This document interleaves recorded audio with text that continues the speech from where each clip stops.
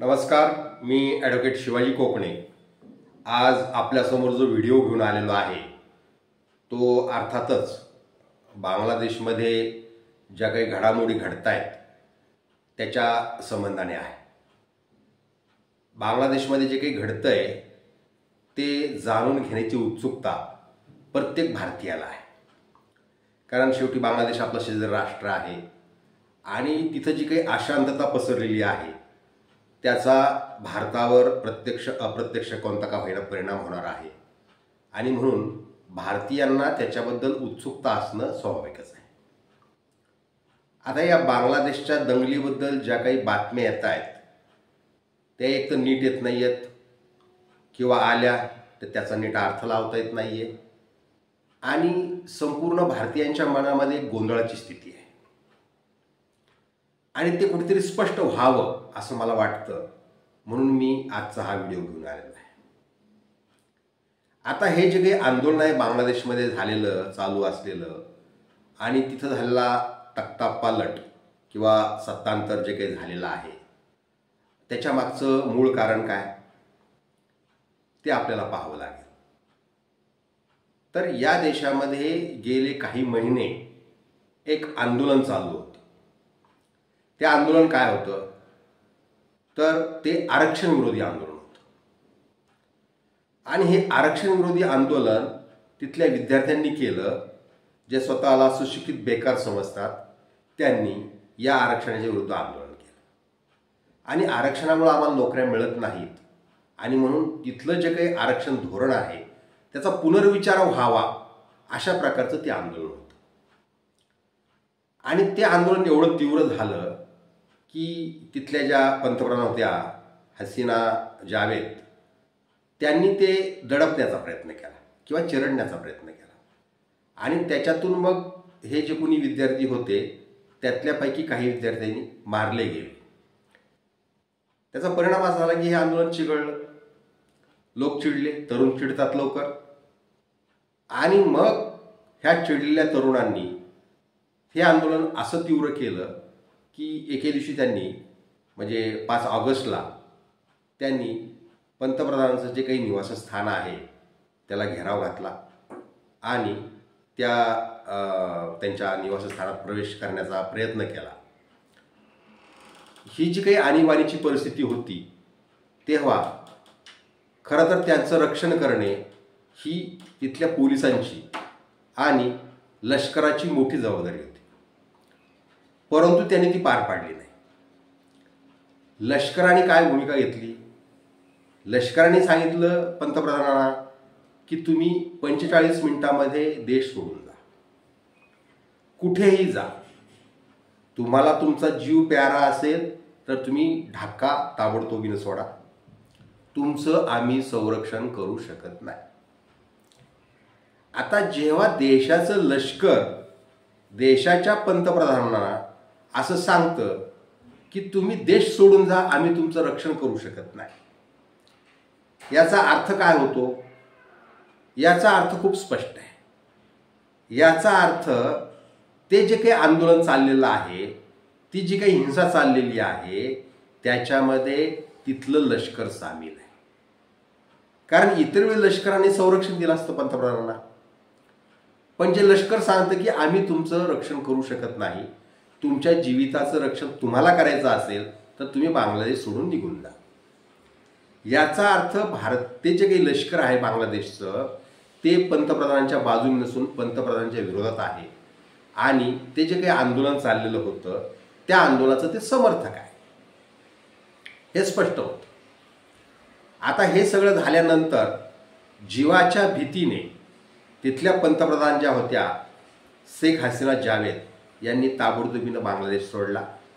त्या स्वतःच्या वैयक्तिक मालकीच्या वस्तूसुद्धा सोबत घेऊ शकल्या नाही, म्हणजे त्यांच्या अगदी साड्या किंवा आंतरवस्त्रसुद्धा त्यांना घेता आली नाहीत, इतक्या घाईत त्यांना बांगलादेश सोडावं लागलं आणि त्या भारतात आश्रयाला आलेल्या आहेत सध्या। आता या आंदोलनाची ही एक साधी पार्श्वभूमी आहे, पण त्यात जे प्रश्न गुंतलेले आहेत त्याचं जे गांभीर्य आहे ते फार महत्त्वाचं आहे। आता हे घडल्यानंतर तिथे काय घडलं? तिथे लष्कराने पंतप्रधानांचं निवासस्थान ताब्यात घेतलं, आंदोलनकर्त्यांनी ते ताब्यात घेतलं, त्याच्यानंतर तिथलं सुप्रीम कोर्ट त्यांनी ताब्यात घेतलं आणि आता भावी पंतप्रधान म्हणून त्या देशामध्ये तिथल्या त्या आंदोलनकर्त्यांनी एका नावाची घोषणा केली. नाव आहे मोहम्मद युनूस.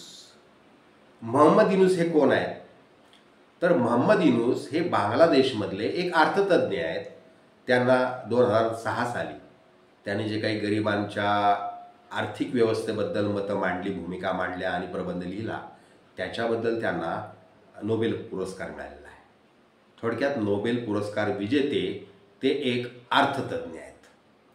आणि बांगलादेशच्या या आंदोलनकर्त्यांनी त्यांना विनंती केली की तुम्ही बांगलादेशचे पंतप्रधान व्हा किंवा पंतप्रधान कोणी का होईना त्यांचे सल्लागार तरी तुम्ही व्हा. थोडक्यात देशाची सूत्र या युनूसच्या हातामध्ये देण्याचे प्रयत्न, तशा हालचाली या बांगलादेशमध्ये चालू आहेत. आता याच्यात भारतासाठी एक धोका आहे. हे मोहम्मद युनूस पंतप्रधान होण्यापूर्वी त्यांनी एक विधान केलं. ते विधान असं होतं की हा बांगलादेशचा दुसरा स्वातंत्र्य लढा आहे.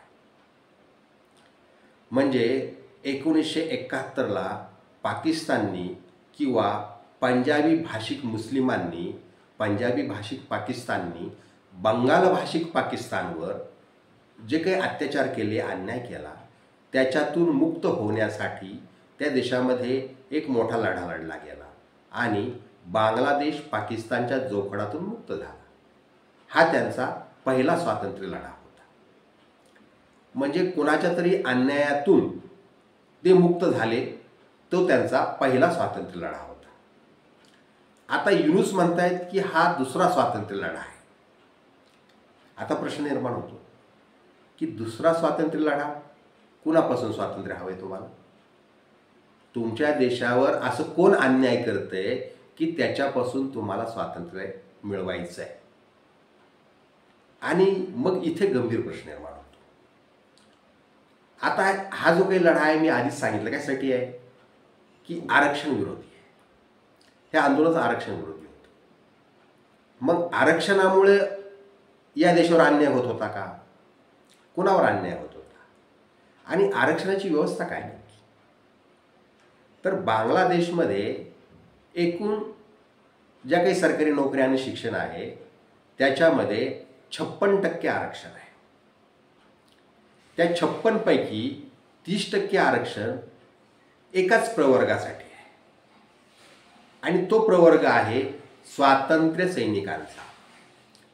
म्हणजे पाकिस्तानच्या जोखडातून मुक्त होण्यासाठी बांगलादेशी नागरिकांनी जे काही आंदोलन केलं 1971ला, त्यावेळी पाकिस्तानपासून मुक्त होण्यासाठी ज्या स्वातंत्र्य सैनिकांनी लढा दिला, ज्यांनी बलिदान दिलं, ज्यांनी रक्त सांडवलं, ज्यांनी त्याग केला, जे पाकिस्तानच्या अत्याचाराला बळी पडले, त्या सगळ्या स्वातंत्र्य सैनिकांना, त्यांच्या मुलांना, त्यांच्या नातवंडांना आणि पतवंडांना त्या बांगलादेशमध्ये ज्या काही नोकऱ्या आहेत आणि शिक्षण आहे त्याच्यामध्ये हक्क मिळावा म्हणून बांगलादेशच्या संविधानामध्ये अशा प्रकारची तरतूद करण्यात आली की जे स्वातंत्र्य सैनिक होते त्यांना आणि त्यांच्या पुढच्या पिढ्यांना 30% आरक्षण मिळेल.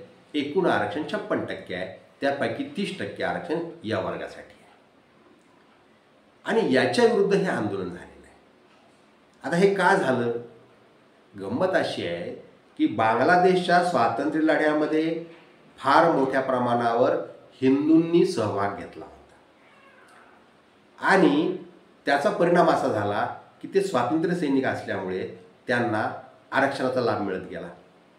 71 पासून आजपर्यंत तिथल्या स्वातंत्र्य सैनिकांच्या पाल्यांनी याचा लाभ घेतला आणि हा जो काही स्वातंत्र्य लढा होता त्याच्यामध्ये हिंदूंची संख्या खूप मोठी होती. त्यामुळे आपोआपच या आरक्षणाचा लाभ हिंदूंना मोठ्या प्रमाणावर मिळालेला आहे. आणि हे तिथले जे कोणी कट्टरपंथी आणि मूलतत्ववादी आहेत त्यांना मान्य नाही आहे. दुसरं आरक्षण असं आहे की जे उरलेलं 26% आहे, 56 पैकी 30 गेल्यानंतर जे 26% राहतं त्याच्यामध्ये 5% आरक्षण हे अल्पसंख्याकांसाठी आहे. आणि बांगलादेशमध्ये 10% अल्पसंख्याक आहेत, ते सगळे हिंदू आहेत. बाकीचे ख्रिश्चन, ज्यू, पारशी किंवा बुद्ध हे नगण्य आहेत.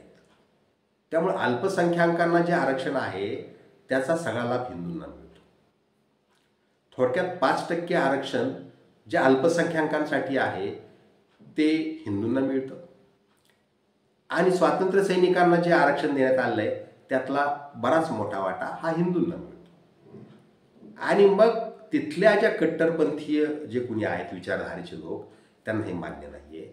कारण बांगलादेश जेव्हा सुरुवातीला स्वतंत्र झाला तेव्हा ते धर्मनिरपेक्ष राष्ट्र होतं. पण नंतरच्या काळात जी काही सरकारं आली त्यांनी या देशाचं ते जे काही धर्मनिरपेक्ष स्वरूप आहे ते बदलून त्या देशाला इस्लामिक राष्ट्र बनवलं. आणि मग तिथल्या त्या इस्लामिक विचारधारेला हे जे काही आरक्षण आहे हे हिंदूंना मिळतंय हे सहन होत नाही आहे. आणि त्यांचं आरक्षण काढून घ्या आणि त्या आरक्षणाचा फेरविचार करा म्हणून हे आंदोलन या देशामध्ये छेडण्यात आलं. आता या आरक्षणाच्या विरुद्ध हे आंदोलन होतं आणि ते यशस्वी झालेलं आहे. पंतप्रधानांना त्यांनी पळून लावलेलं आहे. सुप्रीम कोर्ट त्यांनी ताब्यात घेतलेला आहे. आणि मोहम्मद युनूस असं म्हणतायत की हा बांगलादेशचा दुसरा स्वातंत्र्य लढा आहे आणि तो आम्ही जिंकलेला आहे. म्हणजे मोहम्मद युनूस यांना नेमकं काय म्हणायचं आहे की हिंदूंना ज्या काही सवलती जी काही एक लाभ मिळत होता नोकरी आणि शिक्षणामध्ये तो काढून घेतला त्यांनी त्या आंदोलनाद्वारे. ते त्यांचं दुसरं स्वातंत्र्य युद्ध होतं आणि ते त्यांनी जिंकलेलं आहे. आता याचं जे काही गांभीर्य आहे आपण विचारात घ्या की तिथं हिंदू मुळातच जो काही होता बांगलादेश स्वतंत्र झाला तेव्हा किंवा पाकिस्तान स्वतंत्र झाला तेव्हापासून तिथल्या हिंदूवर प्रचंड अत्याचार करण्यात आले आहेत. अनेकांच्या मालमत्ता जाळण्यात आल्या, अनेकांची घरं जाळण्यात आली, अनेकांच्या शेती ज्या जमिनी होत्या त्या बळजबरीने ताब्यात घेण्यात आल्या, अनेकांच्या महिलांच्यावर अत्याचार करण्यात आले, अनेकांच्या हत्या करण्यात आल्या, अनेकांची मंदिरं उद्ध्वस्त करण्यात आली, प्रार्थनास्थळं बाटवण्यात आली. आणि अशा पद्धतीने तिथे हिंदूंच्यावर 1947 पासून भारत पाकिस्तान स्वतंत्र झाल्यापासून सातत्यानं अत्याचार चालू आहेत. आणि त्याचा परिणाम जो काही झाला तो तिथली लोकसंख्या जी आहे हिंदूंची ती कमी होत गेली. एकतर हिंदूंनी धर्मांतर केलं जीवाच्या भीतीनं किंवा पलायन केलं आणि दुसऱ्या देशात आश्रय घेतला. त्यामुळे ती सातत्यानं कमी होती संख्या. आणि आता दुसऱ्यांदा हे जे काही आंदोलन झालं त्याच्यामध्ये प्रचंड हिंदूंच्या मालमत्ता लुटण्यात आलेल्या आहेत, स्त्रियांच्यावर प्रचंड अत्याचार करण्यात आले आहेत, लहान लेकरांच्या हत्या करण्यात आलेल्या आहेत. आणि अशी दहशत निर्माण केली की तिथे जे कोणी 10% हिंदू आहेत त्यांनी एकतर धर्मांतर करावं नाही तर देश सोडून पळून जावं. आणि जर राहिले तर त्यांना आरक्षण देणार नाही आम्ही. म्हणजे त्यांचे जे काही हक्क आहेत ते आम्ही मान्य करणार नाही. थोडक्यात यापुढे बांगलादेशमध्ये हिंदू माणूस हा दुय्यम नागरिकाचं जीवन जगेल अशी व्यवस्था त्यांना निर्माण करायची होती आणि त्याच्यात ते यशस्वी झाले आहेत. आणि मोहम्मद युनूस त्याचं समर्थन करतायत. आता या पाकिस्तानमध्ये क्षमा करा या पूर्व पाकिस्तान ज्याला आपण म्हणतो बांगलादेश याच्यामध्ये तिथल्या हिंदूंच्यावर जे काही अत्याचार झाले हे मी सांगत नाही, मी म्हणत नाही, तर तिथल्या मुस्लिम लेखिका तस्लिमा नसरीन यांनी लज्जा नावाची कादंबरी लिहिली. आणि या लज्जा नावाच्या कादंबरीमध्ये बाबरी मशिदीच्या पतनानंतर तिथल्या हिंदूंचे जे काही हाल झाले त्याचं खूप सविस्तर वर्णन किंवा बांगलादेशच्या निर्मितीपासून तिथे हिंदूंच्यावर जे काही अत्याचार झाले त्याचं खूप सविस्तर वर्णन या लज्जा नावाच्या कादंबरीत लिहिलेलं आहे.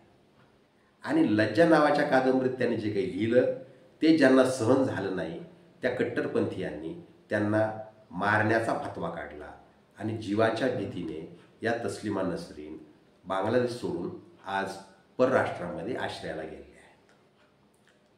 आता जे काही काल परवा घडलं 5 ऑगस्ट नंतर ते पाहिल्यानंतर आता असं वाटायला लागलं की आता लज्जा 2 ही कादंबरी लिहिण्याची वेळ आली. लज्जा 1 मध्ये आम्ही ते सगळं वाचलेलं आहे. स्वतः मी लज्जा कादंबरी वाचलेली आहे.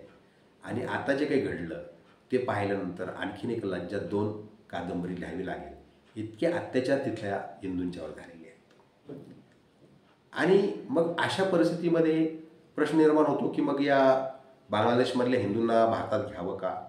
ते व्यवहार्य आहे का? तेवढ्या लोकांना इकडं आणता येईल का? त्यांना सुरक्षा पुरवता येईल का? कारण आधीच फार मोठ्या प्रमाणावर बांगलादेशींना आम्ही पोचतोय आणि मग पुन्हा हिंदूंना आणलं की त्यातनं आणखीन काही प्रश्न निर्माण होतील. मग आता याच्यावर उत्तर काय, सोल्युशन काय? मला असं वाटतं की 1971ला श्रीमती इंदिरा गांधींचे काही धाडशी पाऊल उचललं आणि पाकिस्तानपासून बांगलादेशला मुक्त करण्यासाठी भारतीय लष्कराचा त्यांनी वापर केला, ते बळ वापरलं आणि स्वतंत्र बांगलादेशची निर्मिती केली. कारण काय होतं? पाकिस्तानच्या अन्यायापासून बांगलादेशची मुक्तता करणे. मी म्हणेन की गेली अनेक वर्ष या बांगलादेशमध्ये हिंदूंच्यावर जर अन्याय होत असतील आणि त्यांना संरक्षण पुरवायचं असेल तर मग अजून एका फाळणीची गरज आहे. बांगलादेशची फाळणी का करू नये? जर असं वाटत असेल की तिथले हिंदू सुरक्षित राहावेत तर या बांगलादेशची फाळणी करावी आणि हिंदूंसाठी तिथे एक वेगळं राष्ट्र निर्माण करावं, मुस्लिमांसाठी वेगळं राष्ट्र निर्माण करावं. म्हणजे मग आरक्षणाचा प्रश्नच राहणार नाही. जे मुस्लिम राष्ट्र आहे ते मुस्लिमांचे त्याचं आरक्षण त्यांनी घ्यावं, जे हिंदू आहेत त्यांनी त्यांचं आरक्षण घ्यावं. त्यांचा देश स्वतंत्र असल्यामुळे तिथं आरक्षणाची वेगळी गरज असणार नाही. आणि असं धाडसी पाऊल आता उचलण्याची गरज आहे. म्हणजे इंदिरा गांधींनी त्यांचं लष्करी बळ वापरून जर बांगलादेशची फाळणी केली असेल पाकिस्तानपासून, तर आता जे कोणी पंतप्रधान आहेत मोदी साहेब, त्यांनी तो प्रयत्न करावा, आपलं लष्करी बळ वापरावं आणि आता हिंदूंसाठी बांगलादेशमध्ये वेगळं राष्ट्र निर्माण करण्याच्या हालचाली कराव्यात. तसं धाडस आता मोदी करतील का नाही करतील हा मोठा प्रश्न आहे. पण इंदिरा गांधींचं जे काही अपुरं स्वप्न होतं की बांगलादेशमध्ये ज्यांच्यावर अन्याय होतो त्यांना न्याय मिळवून देणे, हे जर इंदिरा गांधींचं स्वप्न होतं तर ते अपुरं राहिलेलं स्वप्न आता मोदींनी पूर्ण करावं. असं केलं तर मग त्यांना न्याय मिळेल आणि ते सुरक्षित राहतील असं मला वाटतं. आता आणखीन एक प्रश्न याच्या बाबतीत उपस्थित झालेला आहे. तो असा आहे की ज्या काही बातम्या वाचायला मिळतात त्याच्यामध्ये एक गोष्ट आणखीन वाचायला मिळते. ती अशी आहे की भारतातून सुमारे 8,000 विद्यार्थी बांगलादेशमध्ये शिक्षण घेण्यासाठी गेलेले आहेत आणि ते तिथं अडकलेले आहेत. प्रश्न असा निर्माण होतो की बांगलादेशमध्ये असं कोणतं शिक्षण मिळतं, असं काय शिक्षण मिळतं की जे भारतात मिळत नाही? म्हणजे भारतासारख्या देशात ज्यांना शिक्षण नीट मिळत नाही असं वाटल्यामुळं लोक बांगलादेशमध्ये जाऊन शिक्षण घेत आहेत का? तिकडं कोणतं शिक्षण मिळतं आहे याचा आम्हाला तपास करावा लागेल. हे सगळे विद्यार्थी भारतीय आहेत म्हणून आम्हाला त्यांना सुरक्षित आणायचं आहे, भारताच्या खर्चाने आणायचं आहे. तर मग आम्हाला आधी हे विचार करावा लागेल की ते तिकडे गेलेच का, काय मिळवायचं त्यांना तिकडे जाऊन, त्यांनी कोणत्या प्रकारचं शिक्षण तिकडे घेतलेलं आहे. कदाचित त्यांनी असं शिक्षण घेतलं असेल जे या देशाच्या हिताचं नसेल आणि म्हणून ते तिकडे का गेले याची आधी चौकशी करावी त्यांना इकडे आणण्यापूर्वी. आता हे गेलेले सगळे एकाच धर्माचे आहेत. मग तुम्हाला तुमच्या धर्माच्या हिताचं शिक्षण तिकडं मिळतं, हिंदुस्थानात मिळत नाही, असं कोणतं शिक्षण आहे याचाही आम्हाला विचार करावा लागेल आणि त्यांना या देशात आणण्यापूर्वी त्यांची चौकशीसुद्धा करावी लागेल. तर अशा पद्धतीनं हे जे काही बांगलादेशमध्ये चाललेलं आहे त्याचा हा एक साधारणपणे मी आढावा आपल्यासमोर घेतलेला आहे. याची एक सामान्य माहिती जी लोकांच्या डोक्यामध्ये गोंधळ निर्माण करणारी आहे, तो गोंधळ कुठेतरी दूर करण्याचा मी या व्हिडिओद्वारे प्रयत्न केला आहे. आपण माझा हा व्हिडिओ पाहिलात आणि समजावून घेतलात त्याबद्दल मी आपला आभारी आहे. धन्यवाद.